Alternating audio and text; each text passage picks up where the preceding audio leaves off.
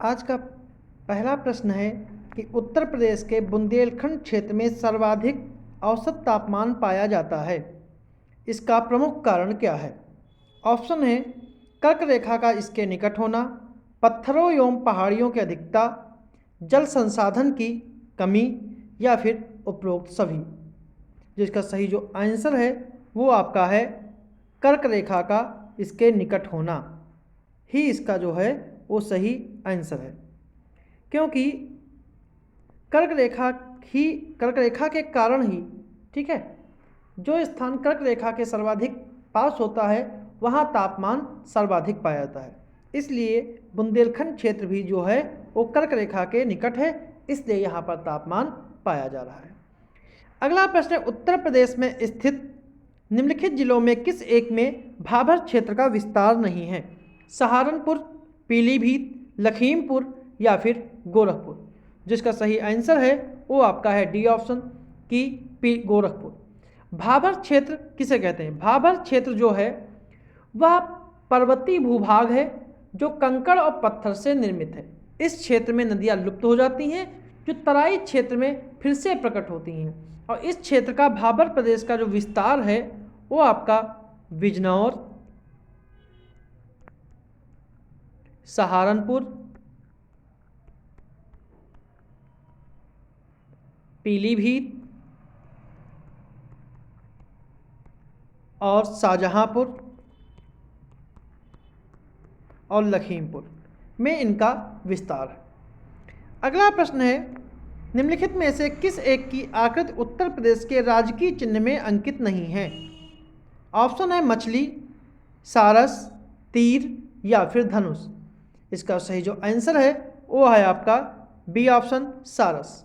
सारस उत्तर प्रदेश के राजकीय चिन्ह पर अंकित नहीं है, जबकि राजकीय चिन्ह पर मछली, तीर, धनुष की आकृति है। जो सारस है यह उत्तर प्रदेश का राजकीय पक्षी है। अगला प्रश्न है कि निम्नलिखित कथनों पर विचार करें कि उत्तर प्रदेश में सर्वाधिक चना बुंदेलखंड क्षेत्र में होता है। अमरूद के लिए प्रयोग एवं प्रशिक्षण केंद्र प्रयागराज में है, और उन्नाव में पुष्प इत्र का निर्माण होता है। 1 और 3, 2 और 3, 1 और 2 या फिर उपयुक्त सभी, मतलब कौन सा जो है वो सही है?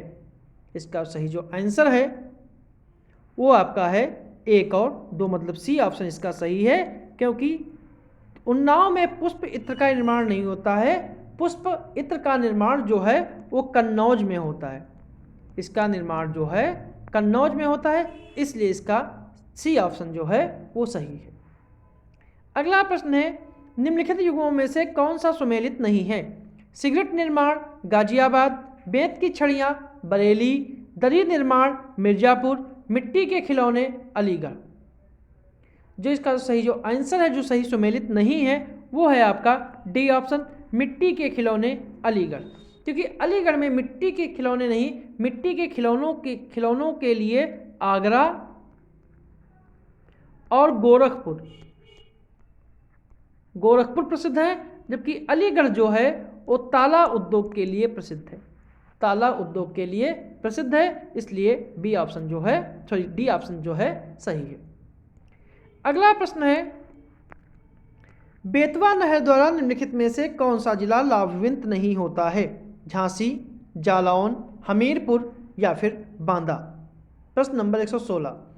जो इसका सही जो आंसर है वो आपका है डी बांदा, क्योंकि बेतवा जो है उत्तर प्रदेश की प्रमुख नहर है, और यह झांसी से 25 किलोमीटर दूर परीक्षा नामक स्थान से निकाली गई है। परीक्षा नामक स्थान से निकाली गई है।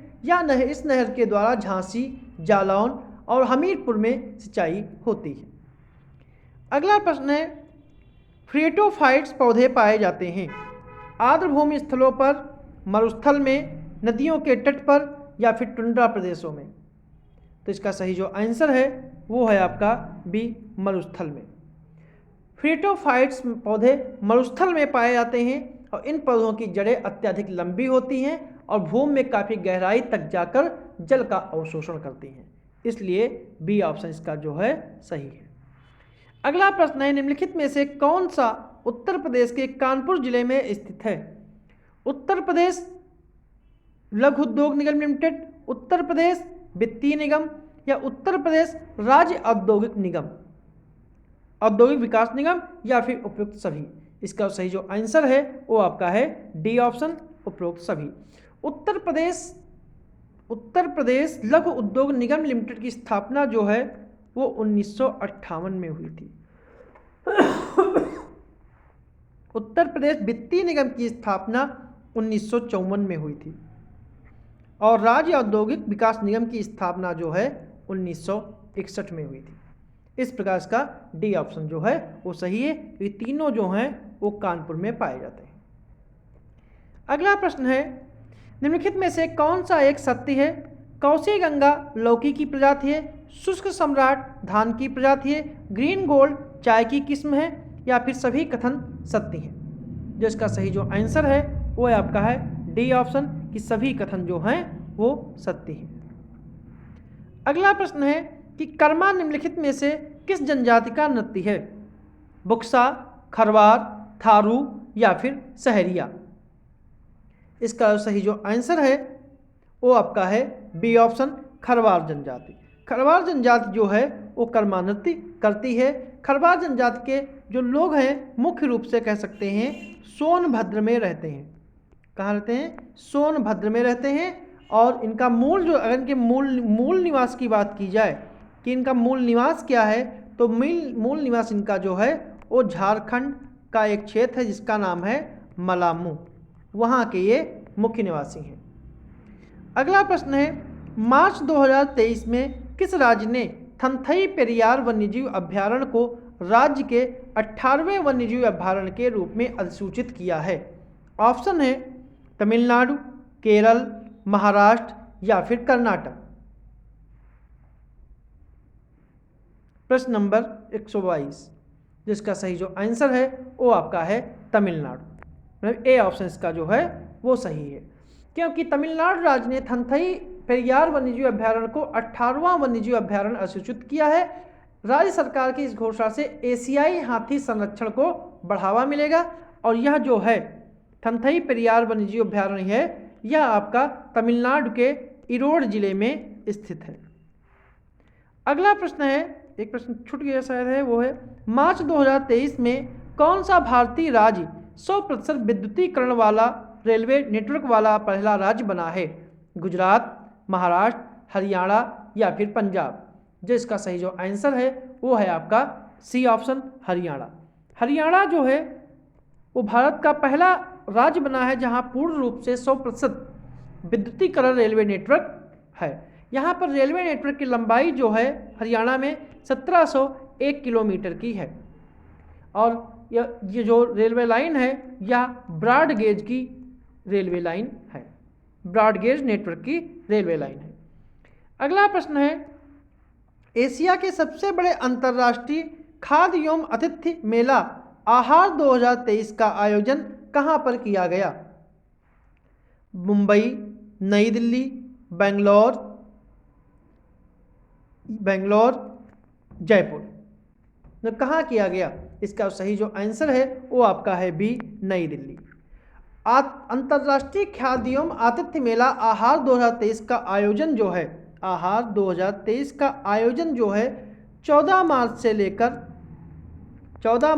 लेकर 18 मार्च 2023 तक इसका आयोजन नई दिल्ली में किया गया था। अगला प्रश्न है,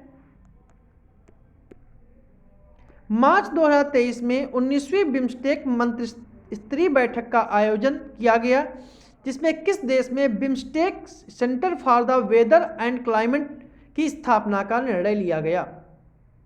भारत, बांग्लादेश, थाईलैंड, या फिर श्रीलंका। जो इसका सही आंसर है वो आपका है थाईलैंड। थाईलैंड में ही 19वीं बिम्स्टेक मंत्रिस्तरीय बैठक का आयोजन बैंकॉक में किया गया। इसमें भारत में BIMSTEC centre for weather climate की स्थापना का निर्णय लिया गया। मतलब centre for the weather and climate की स्थापना जो है वो भारत में की जाएगी। अगला प्रश्न है, मार्च 2023 में संयुक्त राष्ट्र 2023 का जल सम्मेलन आयोजन कहाँ पर किया गया? न्यूयॉर्क, पेरिस, ओटावा या फिर वियना। जो इसका सही जो आंसर है वो आपका है ए ऑप्शन न्यूयॉर्क। न्यूयॉर्क में इस जल सम्मेलन का आयोजन किया गया, ठीक है। और न्यूयॉर्क जो है वो हडसन नदी के किनारे है, जो अमेरिका का एक शहर है। अगला प्रश्न है, प्रसिद्ध टाइम पत्रिका द्वारा मार्च 2023 में विश्व के 50 महानतम स्थानों की सूची जारी की गई। इस सूची में भारत के किन 2 स्थलों को स्थान मिला है? ऑप्शन है लद्दाख, कोयम्बटूर, मयूरभंज या हम्पी। और कूट के आधार पर इनको चयनित करना है कि कौन सा सही है, 3 और 4, 2 और 3, 1 और 3 या फिर 1 और 2। जिसका सही जो आंसर है वो है आपका सी ऑप्शन 1 और 3, लद्दाख और मयूरभंज को इसमें शामिल किया गया है। लद्दाख को रोमांच और खान पान की श्रेणी में किया गया है लद्दाख को, और मयूरभंज को दुर्लभ बाघ और प्राचीन मंदिर की श्रेणी में यह स्थान दिया गया है। अगला प्रश्न है, मार्च 2023 में जारी विश्व प्रसन्नता रिपोर्ट 2023 के संबंध में कौन सा कथन सत्य है? कि इस सूची में फिनलैंड को पहले स्थान प्राप्त हुआ और भारत का इस सूची में 126वां स्थान रहा है। तो इसका कूट का आधार चयनित करना है, केवल 1, केवल 2, दोनों या फिर दोनों नहीं। इसका सही जो आंसर है वो आपका है सी ऑप्शन 1 और 2 दोनों। मार्च 2023 में जारी विश्व प्रसन्नता रिपोर्ट 2023 के संबंध में दोनों कथन जो हैं वो पूर्णतः सत्य हैं। और विश्व प्रसन्नता रिपोर्ट 2023 का प्रकाशन जो है वो संयुक्त राष्ट्र निर्वाहनी विकास समाधान नेटवर्क यानी UNSDN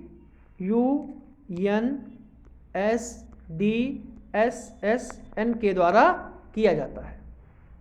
अगला प्रश्न है, उच्चतम न्यायालय द्वारा मार्च 2023 में चर्चित अडानी हिंडनबर्ग मामले की जांच किसकी अध्यक्षता में एक समिति का गठन किया गया है? न्यायमूर्ति अभय एम सप्रे, न्यायमूर्ति विनीत भूषण, न्यायमूर्ति अजय सिंह चौहान, न्यायमूर्ति शीला मुदगल। जो इसका सही जो आंसर है वो है आपका ए ऑप्शन न्यायमूर्ति अभय एम सप्रे। इस समिति में अध्यक्ष सहित जो हैं कुल मिला के 6 सदस्य शामिल हैं। अगला प्रश्न है, मार्च 2023 में प्रधानमंत्री नरेंद्र मोदी द्वारा ग्लोबल मिलेट्स यानी श्री अन्न सम्मेलन 2023 का उद्घाटन कहाँ हुआ? जयपुर, मुंबई, नई दिल्ली या फिर पटना। जिसका सही जो आंसर है वो आपका है सी ऑप्शन नई दिल्ली। 2023 पर एक प्रधानमंत्री जी ने एक डाक टिकट और एक सिक्का भी जारी किया। अगला प्रश्न है, मार्च 2023 में जारी विश्व वायु गुणवत्ता रिपोर्ट 2023 में विश्व के सबसे प्रदूषित देशों में भारत का कौन सा स्थान है? 10वां, 8वां, 9वां या फिर 7वां। जिसका सही जो आंसर है वो है आपका भारत का 8वां स्थान है, मतलब बी ऑप्शन इसका जो है वो सही है। क्योंकि विश्व के सबसे प्रदूषित शहरों में भारत का 8वां स्थान है, जबकि सबसे प्रदूषित शहर जो है वो है विश्व का चार्ट देश जो है वो सबसे प्रदूषित देश है और भारत का इसमें स्थान 8वां है। अगला प्रश्न है, निम्नलिखित में मार्च 2023 में निम्नलिखित में से कौन वंदे भारत एक्सप्रेस का ट्रेन संचालन करने वाली पहली महिला बनी है?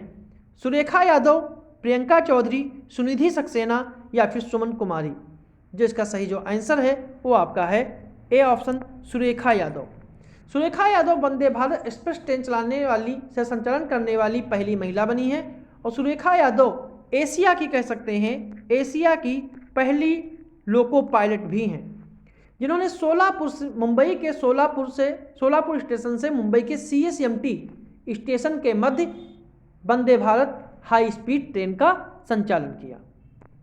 अगला प्रश्न है, मार्च 2023 में किस देश के प्रधानमंत्री ने भारत के स्थानीय रूप से निर्मित विमान वाहक पोत INS विक्रांत का दौरा किया तथा वह ऐसा करने वाले वह पहला विदेशी नेता बने? ऑप्शन है ऑस्ट्रेलिया, फ्रांस, मिस्र या फिर जर्मनी। जिसका सही जो आंसर है वो है आपका ऑस्ट्रेलिया। ऑस्ट्रेलिया के प्रधानमंत्री एंथनी अल्बनीज भारत की यात्रा मार्च के महीने में की और इस दौरान उन्होंने INS विक्रांत का दौरा किया और ऐसा करने वाले पहले विदेशी नेता बने। अगला प्रश्न है, मार्च 2023 में संयुक्त राष्ट्र के सबसे कम विकसित देशों का शिखर सम्मेलन दोहा यानी कतर में हुआ। इस सम्मेलन में भारत के किस पड़ोसी देश को सबसे कम विकसित देशों की सूची से बाहर कर दिया गया? श्रीलंका, मालदीव, बांग्लादेश या फिर भूटान? जिसका सही जो आंसर है वो आपका है डी, भूटान। मार्च 2023 में कतर में सम्मेलन हुआ, इसमें भूटान को सबसे कम विकसित देशों की सूची से बाहर कर दिया गया। अगला प्रश्न है,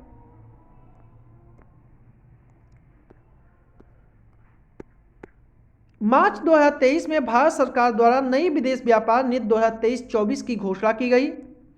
इस नीति के अनुसार किस वर्ष तक भारत के कुल निर्यात को $2 ट्रिलियन तक बढ़ाने का महत्वाकांक्षी लक्ष्य निर्धारित किया गया है?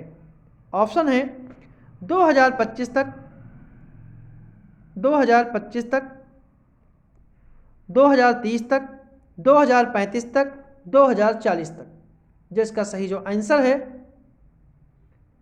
इसका जो आंसर है वो आपका है बी, 2030 तक। 2030 तक 2030 तक भारत को कुल निर्यात को $2 ट्रिलियन तक बढ़ाने का लक्ष्य रखा गया है। अगला प्रश्न है, मार्च 2023 में केंद्रीय सड़क एवं परिवहन मंत्री नितिन गडकरी के द्वारा भारत के किस शहर में मेथनॉल से चलने वाली बसों का अनावरण किया गया है? मुंबई, पुणे, बंगलोर या फिर अहमदाबाद? प्रश्न नंबर 136, जिसका सही जो आंसर है वो है आपका सी ऑप्शन, बंगलोर। बंगलोर, क्योंकि मार्च 2023 में बेंगलोर में मेथनॉल से चलने वाली बसों का अनावरण किया गया है। इसका उद्देश्य जो है वो है भारत में कार्बन उत्सर्जन के स्तर को कम करना है। अगला प्रश्न है, मार्च 2023 में प्रधानमंत्री नरेंद्र मोदी के द्वारा भारत के किस शहर में देश के पहले public ropeway network urban transport ropeway की आधारशिला रखी गई है? नोएडा, गुरुग्राम, जोधपुर या फिर वाराणसी? जिसका सही जो आंसर है वो आपका है वाराणसी। इस रोपवे की जो लंबाई है, इसकी लंबाई जो है वो 3.8 किलोमीटर की है और इस पर कुल खर्च जो है 644 करोड़ रुपए जो हैं वो खर्च किए जाएंगे। अगला प्रश्न है, मार्च 2023 में निम्नलिखित में से किसे भारतीय वायुसेना के द्वारा पश्चिमी क्षेत्र में लड़ाकू इकाई की महिला कमांडर नियुक्त किया गया है? गीता राणा, रश्मि शुक्ला, सलिजा धामी या अप्सरा अय्यर? जो इसका सही जो आंसर है वो है आपका सी ऑप्शन, सलिजा धामी। सलिजा धामी को लड़ाकू इकाई की पहली महिला कमांडर नियुक्त किया गया है कि वायुसेना के 90 वर्षों के इतिहास में पहली बार कोई महिला कॉम्बैट यूनिट की कमांडर बनी है।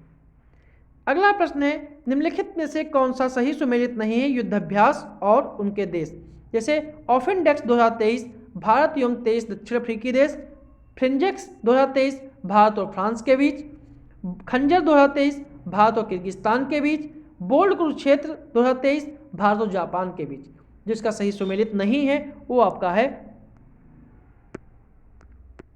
जो सही सुमेलित नहीं है वह आपका है बोल्ड।